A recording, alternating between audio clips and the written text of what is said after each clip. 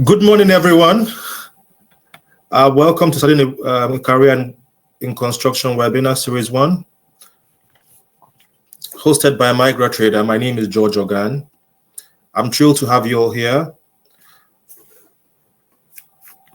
This series is designed to provide valuable insights and resources to anyone interested in building a career in construction. We are proud to kickstart today's session with an overview of what you can expect from here, and it aims to support you on your journey in construction. At Migra Trader, we are deeply committed to helping individuals develop their skills, find opportunities, and become confident in their professional careers in the construction industry. To start this webinar, we are honored to have Rosalind Thorpe from Chartered Institute of Builders join us. Rosalind is here to share strategic advice on how to succeed in a construction career, especially those just entering the industry. Rosalind, thank you for being here. Thank you. It's my pleasure, George. You're welcome. Thank you. Would you like me to introduce myself, George? Oh, sure, you could go ahead. Yeah. So I'm Ros Thorpe. I work at the Chartered Institute of Building. I'm Director of Education and Standards there. And my own route into construction is perhaps an interesting example. I come from a long teaching background. I was actually a teacher of English for many years. I joined the Chartered Institute in 2009. My job really is to oversee all the routes into the construction industry, from apprenticeships to qualifications to accredited courses to mentoring and development programs. So development is really what we're all about, and I'm very passionate about getting people into the industry and helping them, supporting them on their journey. So to start with, Rosalind, could you please tell us about key strategies newcomers can adopt to build a strong foundation in their careers? Yeah, let's start with thinking about our sector first. Okay. So it is a sector that is growing rapidly. At the moment, it's about 2.75 million roles, and in that, there are 170 different types of roles. So where you start in the construction industry will not be where you finish. We have a lot of members who perhaps started as, a labourer. We have one who started as a gas engineer and now is a professor at a university in Edinburgh. So there are a lot of roles, a lot of opportunities. So the first thing to do is keep an open mind. You're joining a sector that has really diverse different types of roles that we won't know about until we join that sector. So we need to keep an open mind. We need to develop networks. And LinkedIn is a really good forum for developing your professional networks. So think about that. You really do need to join as many networks as you can. For example, get involved with a professional body. Join as a student member. If you're early in your career, it will be free. You can go to different events, talk to people, be curious, keep an open mind, and don't be afraid to ask questions. For example, we have a member who was working as a site manager for many years. He thought, I'll ask people what they do. He wasn't particularly, satisfied with where he was in his career. Excuse me. And he got talking to a building control surveyor. And he said, your job seems really interesting to me. Asked him questions about his role, sent him an email, said, well, if any opportunities come up, do let me know. And this surveyor sent him an email and said, well, there's now a new degree apprenticeship in building control surveying. You can sign up here.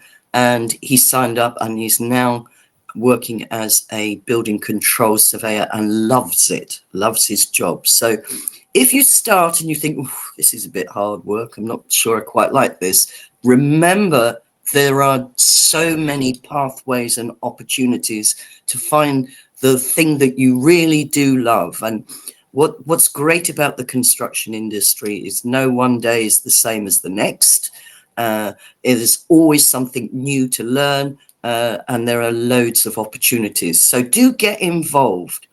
Don't be afraid to get involved. Okay, you're new in your career, but take those opportunities. Join as a student member, a professional body. Go to events, talk to people, find out what they do, ask them questions, show curiosity and a desire to learn. And I would say, Tony Blair, when he came into power, said education, education, education.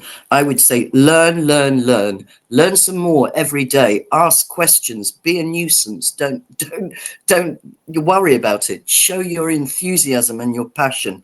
And remember in your mind, don't impose limits on yourself. Think, well, I'm a bricklayer. This is my job. This is what I'm going to do. The sky's the limit. You too may be a professor, so just ask those questions, make those connections and learn all the time. Grow yourself, take up CPD from your professional body, go to events, talk to people and build your own professional network. That would be my advice, George. Oh, thank you. So we'll go to the next question. What roles do you think are in demand right now in the construction sector, in the construction industry? Yeah, let's think about right now, but let's think about the future as well. Okay. Because it's an exciting industry that's innovating and changing. Technology is coming in. Will we need bricklayers in the future, or will we have machines that do the big bricklaying? So let's think about what the future could be as well. But right now, a severe shortage of crafts. As we all know, and that includes all crafts, really, particularly scaffolders and those people that you can't start a construction project unless you have them. In the future, certainly if we're thinking about the UK, we have a big house building program that's going to go on for millions of homes over 5 years. So there's going to be a lot of house building. But we also need to think that 20% of the stock is existing and traditional build, and there will be a massive retrofit program going on over the next few years because energy prices, as you know, are sky high, and we need to make those buildings more energy efficient. So there'll be a lot of those types of roles. And then really gazing far into the future, you can see things like AI, and digital and robotics and smart cities and smart motorways, which have been a bit of a disaster, if I'm being honest, but you might have smart homes, so looking to the future, there will be a lot of new roles as well as the existing roles. And there are a lot of skills gaps at the moment. So there are a lot of opportunities to get your foot in the door and then develop your career and perhaps be doing something that nobody thought would be a job. You might be working in a factory that makes buildings in the factory, or doing 3D printing, or all sorts of things could be, that could be a career in the future. So keep an open mind and learn, and you will succeed. I think it is an industry that really offers opportunity, and it's an industry in need of diversity. So I think what you're doing is great, George, and we need those people in our industry. Yes, thank you. Particularly people from different industries who see things differently and have different ideas. Yeah, absolutely, because people are not aware of the the shortages in the construction sector. People are really not aware. When I speak about things like this, people are like amazed. They say, "Oh, is there a shortage in the construction industry?" And I say, "Yeah, really, there's a lot of shortage in the construction industry." So yeah, thank you. That was insightful. So we'll go to the next question now, which is transitioning from other sectors. Yeah, that's quite a good segue, wasn't it, into that? Yeah. And I do think, other sectors are really useful in our industry. We have about 90,000 graduates every year not from construction, from across the board, who are unemployed. Everybody has transferable skills. So whether you studied geography and understand soil and, soil erosion and all of that, that's useful. If you studied IT and you understand how IT can support an industry, and that's useful as well. Whatever you've studied or done before in your life will be useful in your career in construction. So I think what we need to do as an industry is be far more open and innovative in terms of how we recruit. Our traditional recruitment pattern is, have you done this job before for the the competitor? If so, we'll take you. Actually, you would be much more advised to take a punt on someone who's done something else and has different way of thinking, different skill set, but some transferable skills that they can bring, and a different way of thinking. I mean, I think with the building safety agenda at the moment, one of the things that Dame Judith Hackett said in her report is learn from other industries.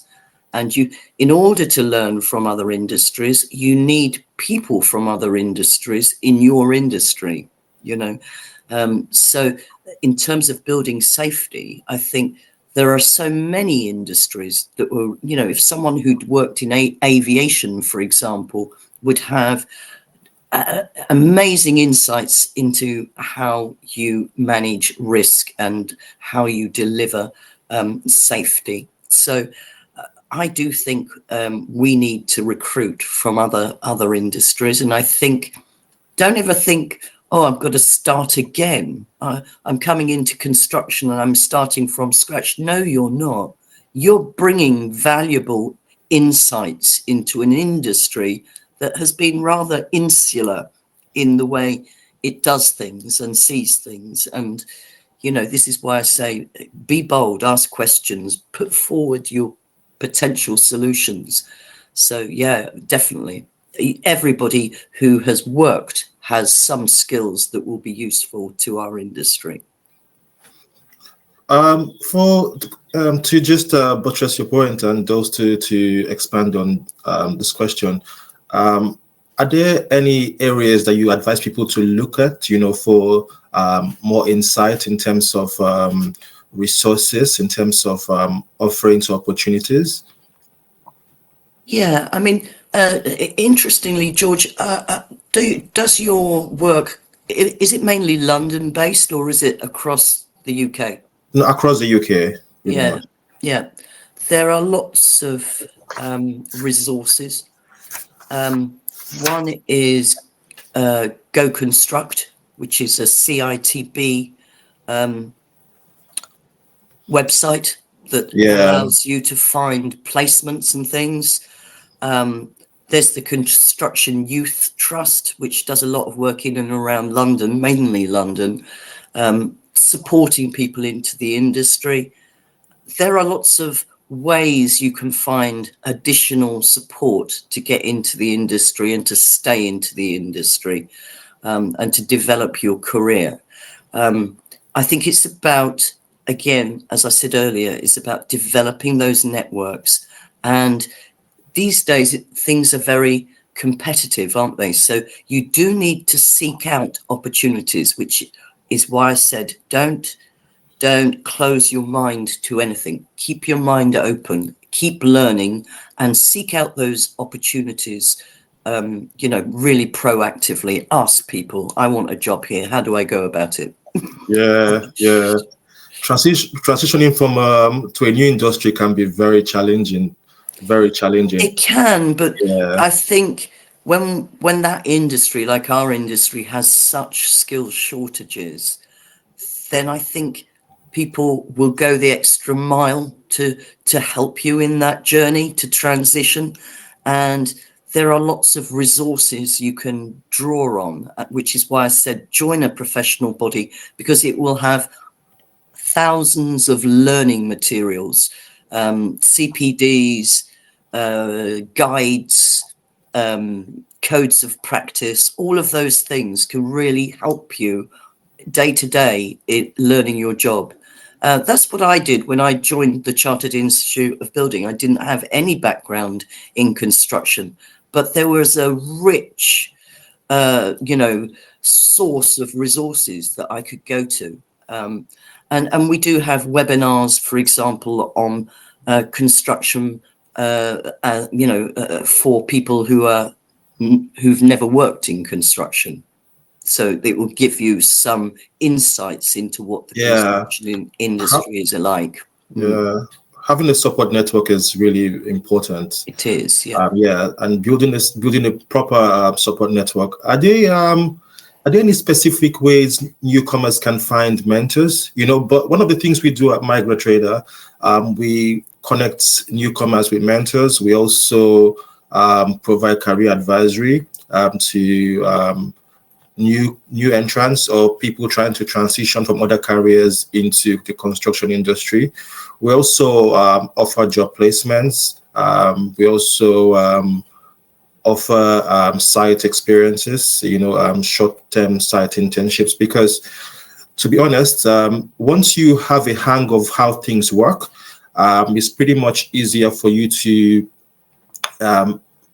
start a career in construction, because a lot of people are a bit clueless, don't know that you could do different things in construction. They don't know about the operator roles, the different operator roles that you can get on. You can get on from the ground zero as a laborer, or you can get up as an operator, starting from traffic marshal to being a signaler, to being a banksman, to being an operator, pretty much. And there's a long list of ways you can actually start up your career in construction. And so keep up with MigraTrader. We will continue to share information and insights about how you can transition into the construction industry. We would go to another question, which also speaks about what we're talking about. What is the future of construction for diverse new entrants? I think there's a great future for diverse new entrants. I did refer back to Dame Judith's report, which very much, I think, set out, and it's worth looking at that. So if you want to look that up, just Google it. Because it set out what the problem was, and in a sense a lot of the problem was a bit of a groupthink, because we're very similar, we come from similar backgrounds, and we don't have a great deal of diversity in our industry. So I think those people will be key to bringing in change, and we are going through a period of a lot of change. We have technological change, adopting new technology, and particularly young people who've come from other backgrounds, they'll be familiar with that technology. But ours is an aging workforce, a bit mainly white male, who might not be as comfortable with technology as perhaps those who've grown up with it are. So there'll be a lot of jobs using technology that they can move into. I always think one of the problems we have in construction is we don't get to see those exciting things because it's all behind a hoarding. I would be an advocate for having a transparent hoarding, and then you would see the exciting things people are doing with robots and technology and stuff. All we really see is the domestic end of construction, which Yeah. tends to be less professional, and you'll see some bloke on a roof looking very miserable, you know. But if you could see behind those hoardings of those big, exciting projects, you would see something quite different. So definitely we need that diversity. And I think as an industry, we are embracing that. We are embracing bringing in diverse people.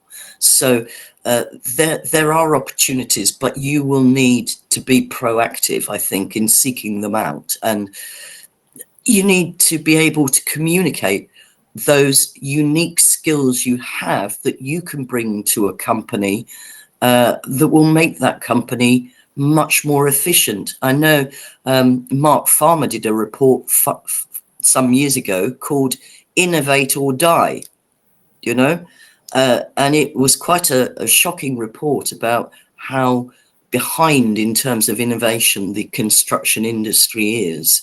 And I think, as I said, it's about recruitment. We need those diverse people in our industry who bring those skills and those other ways of doing things and other ways of thinking about things. So I think there's massive opportunity for a diverse workforce in our industry, massive.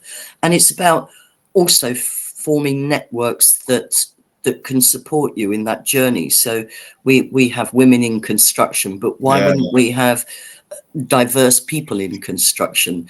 Get those networks together, support each other. You know, I'm facing this, you know, and it's difficult for me. I know that women in construction face comments that are not very nice and difficulties, you know, and so they support each other. How do you deal with this? And I think if you're from a diverse background, you are going to feel a little bit, you know, like you stand out. So it's about getting those networks together and supporting each other. And, you know, we can change this industry. We need to change the culture of the industry. We need to change how we do things. We need to innovate, and we need those people. So we won't do it without those people, you know, and it will, at the end of the day, companies will do it because they look at the bottom line and they think, we've been doing this way for this number of years, and what have we got?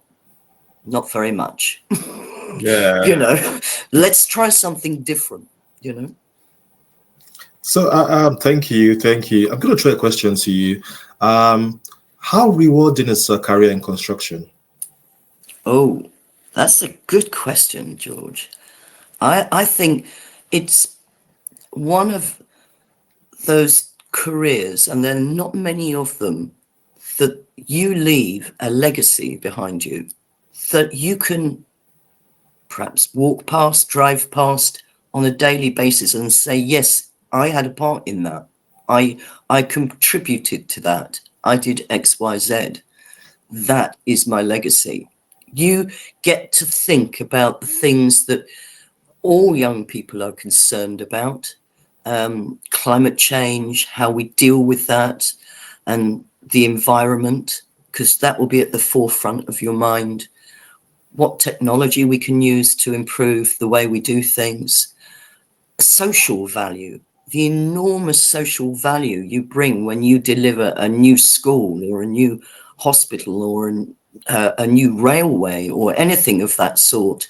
You are actually helping people in their daily lives, and people in their daily lives, 90% of it is within the built environment. So if you do just something badly, you make people miserable. But if you do it really well, you make people happy. You make people learn well. You make people feel better, you know, recover from sickness. You make people happy. You make people want to do something. So I think it's enormously rewarding. Yeah, and you know, like for a lot of new entrants, you know, a lot of people are moved by passion, and what is also important for a lot of people is also the financial aspect of things. Oh yeah. You know, Yeah. so I'd like you to just give a brief insight of that as well. Just give a bit of what you feel about that as well. Well, I think the salaries are very good. You know, one of our apprentices was just completed and is working on HS2 and is earning nearly as much as me after my 30-year career.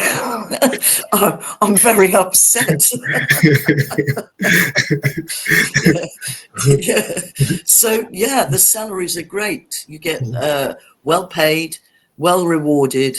I look at the car he's driving and I think I can't afford that.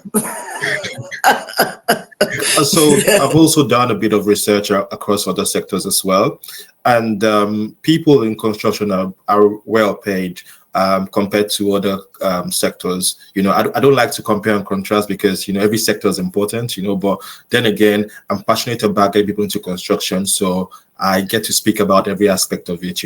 And so yeah, so we'll list out to our next I question. would just add something, George. Okay. You might be very well paid if you are an accountant, yeah?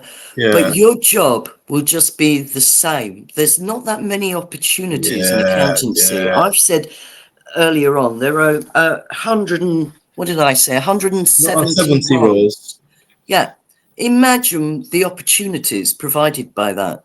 If you're an accountant, you're going to be an accountant. Yeah. You might be an accountant in a different company, but you're still an accountant. Yeah.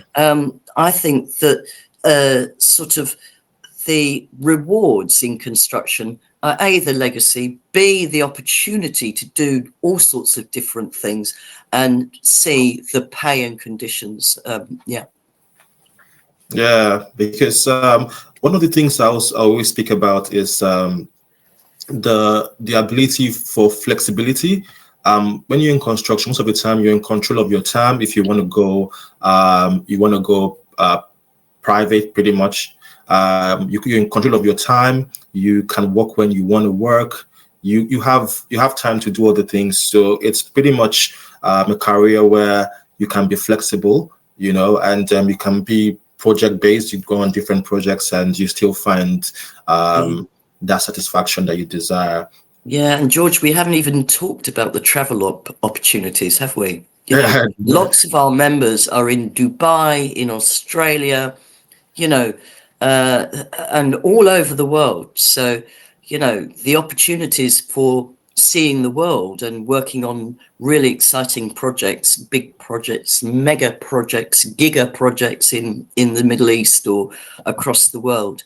You don't often get that in a profession that you've got that fantastic mobility as well. Yeah. So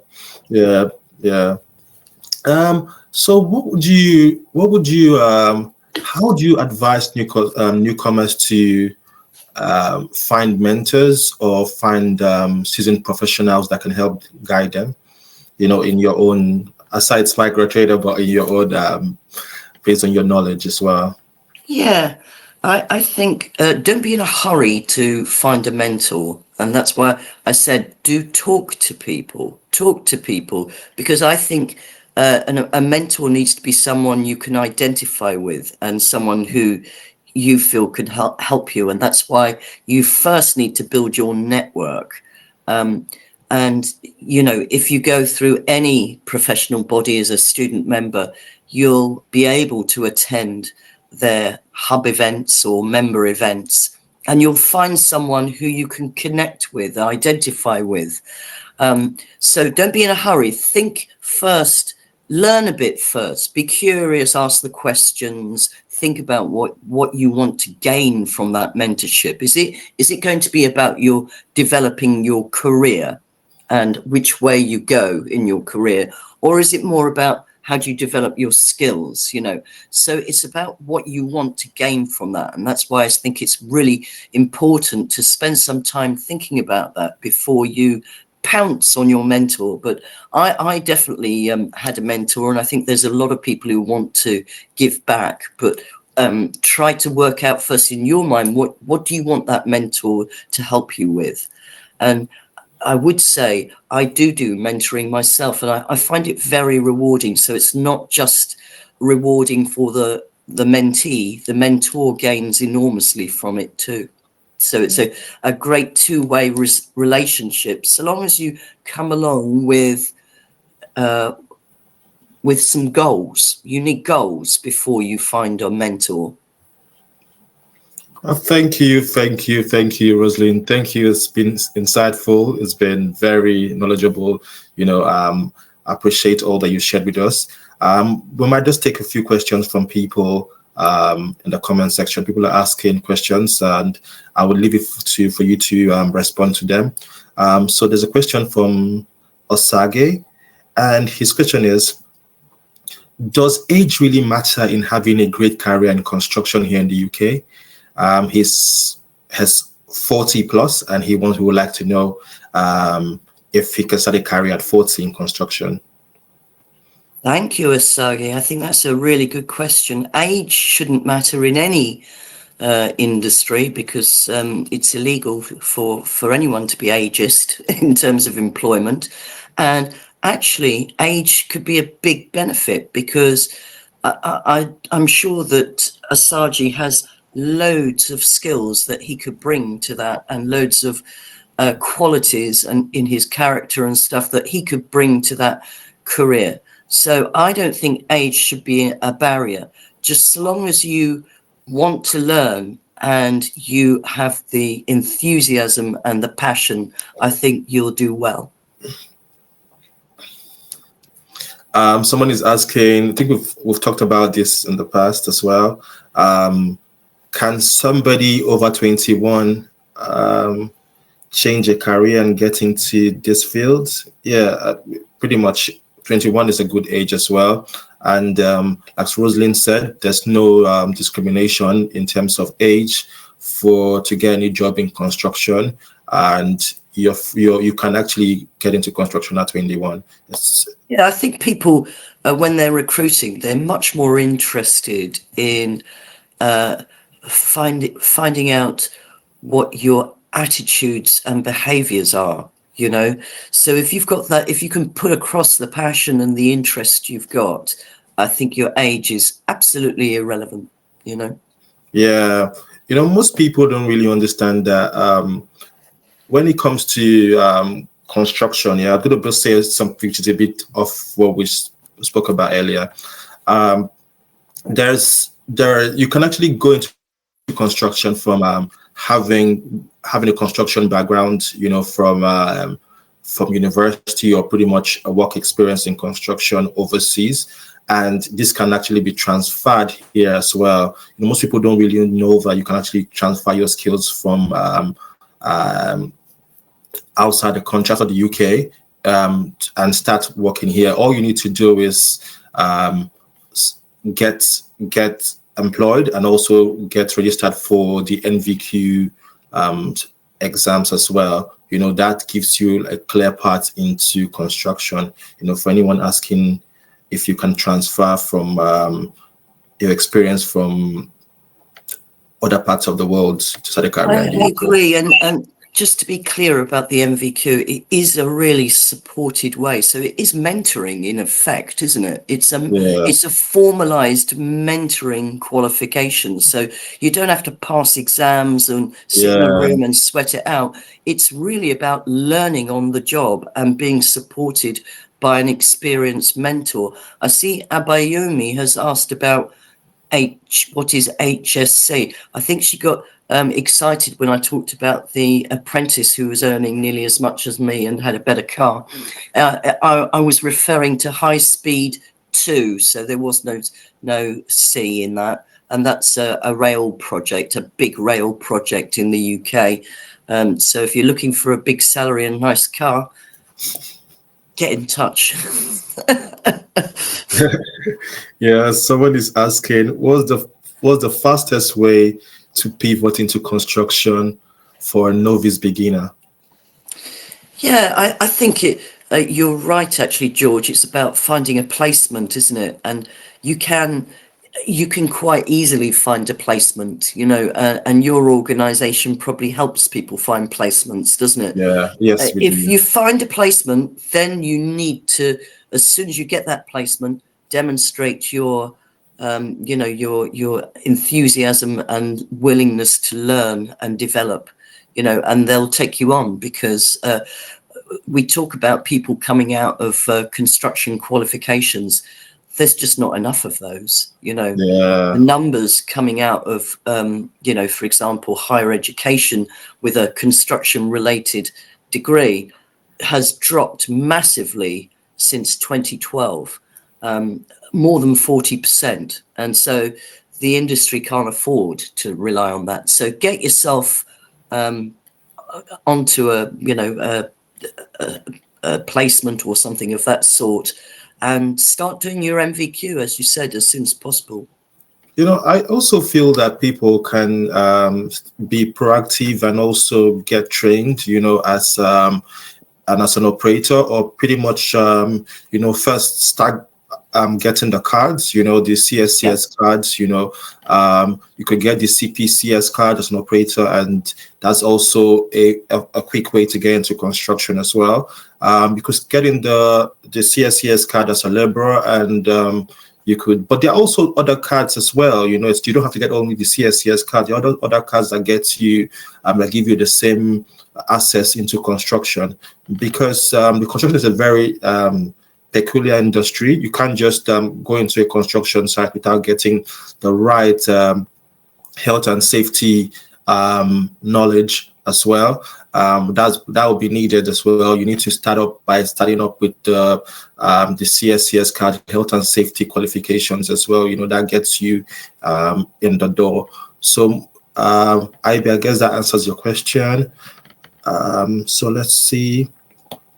So Osage is asking, what information do I need to progress or transit into self-employment in construction work or business coming from Africa? I think, what do you say? Coming from Africa, experience back home, but no experience in the UK. Like I said, Osage, probably we'll share our email address. You can send us an email, and we'll share more information and more insights with you. You can actually once you have proof of your qualification and your qualification in Nigeria or wherever you're coming from. Like for me, I'm from Nigeria, so I'll just say Nigeria. But other parts of the world, wherever you're coming from, you can get this qualification assessed. I'll send you a link that speaks about what I'm talking about. You can get your qualification assessed, and once it's assessed and it meets the requirements, you can actually transfer it into the UK. The next step would be for you to get registered in an MVQ, getting a job, because that's the easiest way to go about it. And you can actually just start a career based on your experience. You don't have to start from ground zero. You start from there's temporary site supervisor cards, the red site supervisor cards from CSCS. There's the site manager cards as well, temporary cards as well. You can have those cards temporarily while you're on your 2-year MVQ or so, your MVQ journey, and you can start a career in construction based on that. Yes, like I said, you need experience. You need to validate. You need to register for an MVQ or pretty much get employed. Once you get employed, you can actually be on the.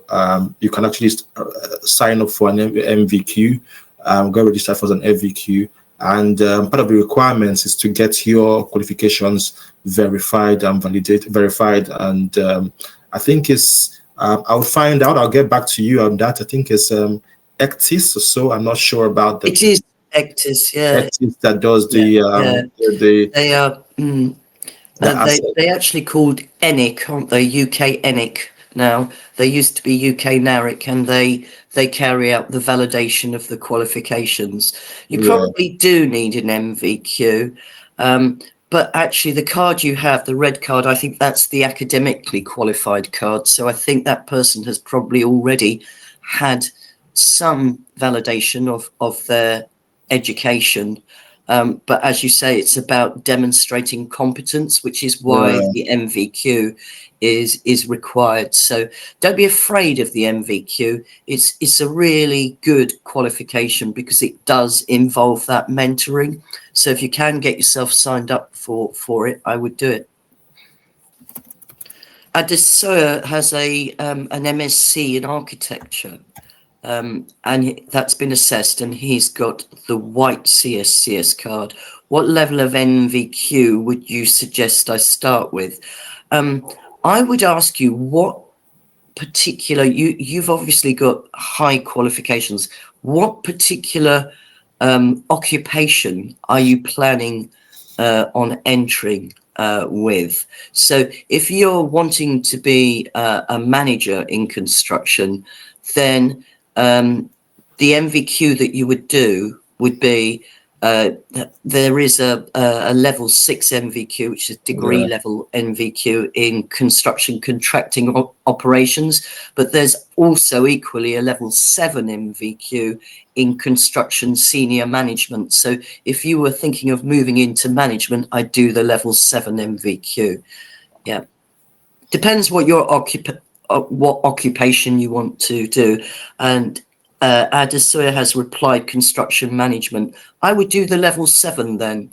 Do the level 7 in construction senior management, and that will get you the black card should you need it to be the lead on site for health and safety, and it also aligns with professional body membership. So for the Chartered Institute of Building, it aligns to the chartered member MCIOB qualification, so that will help you in your career. Oh, thank you. And do you have any information that you want to share based on just the topics we've spoken about so far? I think it'd be useful for me to put a link to our website in the chat, George. Okay, that's fine. And just, as an overview, we are the Chartered Institute of Building. We were established in 1834. We have about 48,000 members worldwide, 20% overseas and 80% in UK and Republic of Ireland. To get your chartered membership, you need a level 6 qualification. So this person has an MSc in architecture, that would be fine to apply for chartered membership. It will help you to get jobs in the UK because it's widely recognised as a professional qualification that demonstrates your competence. And once you have your MCIOB, you can get the CSCS, Professionally Qualified Persons card.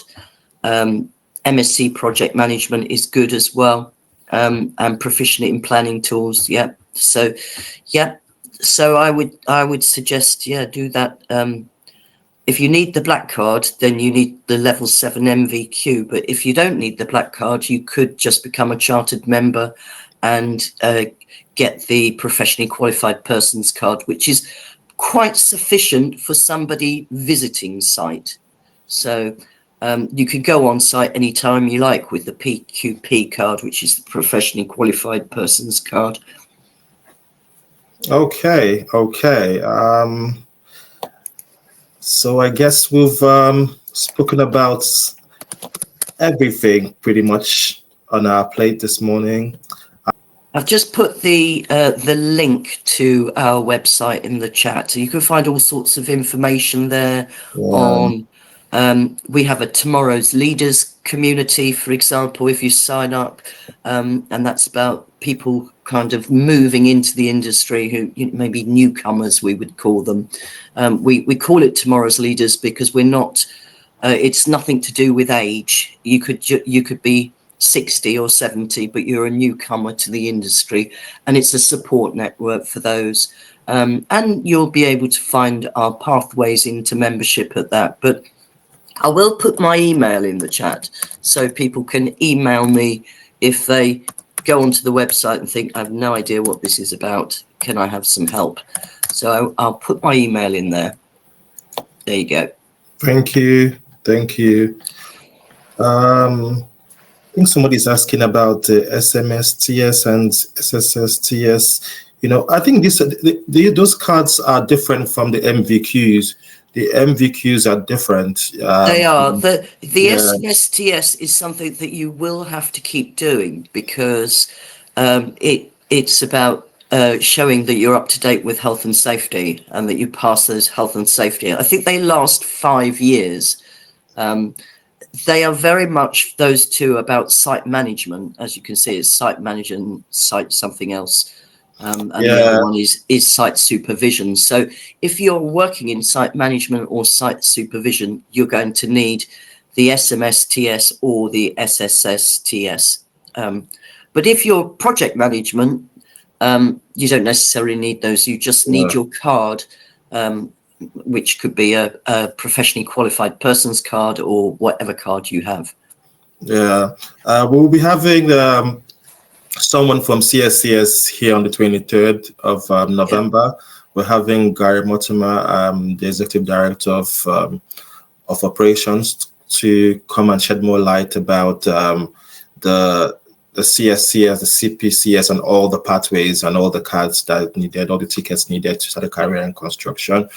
So if you have questions about CSCS and CPCS and all that, SMSTS, on the 23rd, we'll have someone from CSCS to come and give more light about the cards and various entry points and basically what they signify, different colors and registration, renewals, and all that, how to go about them and all that. So for questions about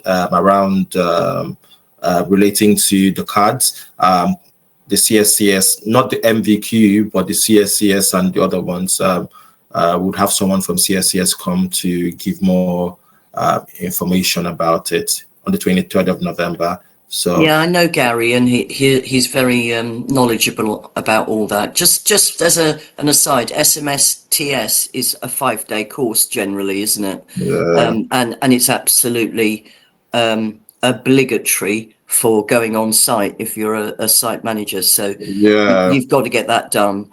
The MVQ will get you whatever card you need for your occupation. Put it that way. Yeah. Thank you. It's an obligatory, SMSTS is an obligatory health and safety test for site supervisors and site managers. Yes, pretty much. Thank you, Rosalind. It's been amazing having you here. Thank you, all our participants, all our everyone who joined. We're extremely grateful to have you all here. My name is George, and as this is the first one of the series. We're going to be having one or two every month. Getting people into construction, give people more information, more insights, more knowledge about how to start a career in construction. We are determined to get people into construction, people from diverse backgrounds, people from ethnic minorities, people who have been in other careers and would like to start a career in construction. We're here to help you. We have our email address in the chat box. Send us an email on how to join Migrant Trader Network. We're here to support people into construction, and it's absolutely free for your career advisory. So reach out to us, send us emails. We're here to support you. We're building a community of people from diverse backgrounds looking to get into construction. And the most important thing about it is you don't have to have all the degrees to go into construction. You could get trained, and at any level, there's always something for you. Every career in construction is as important as everyone is very important. Everyone has a part to play in construction, in nation building, or in the building process. So I'll encourage all of you to don't be too hard on yourself. Wherever you are at your career or whatever level you are, just reach out to us and we'll advise you on how to get into construction. You don't have to have a BSc to go into construction. You don't need to have a master's to go into construction. All you need to have is determination, and you should be ready to work and get yourself useful, and the sky's your limit. Absolutely. Yeah, so I agree with that, George. And learn every day. Make sure you talk to people and learn from people. Yeah, Thank you, thank you, thank you. Do you have any parting words, Rosalind?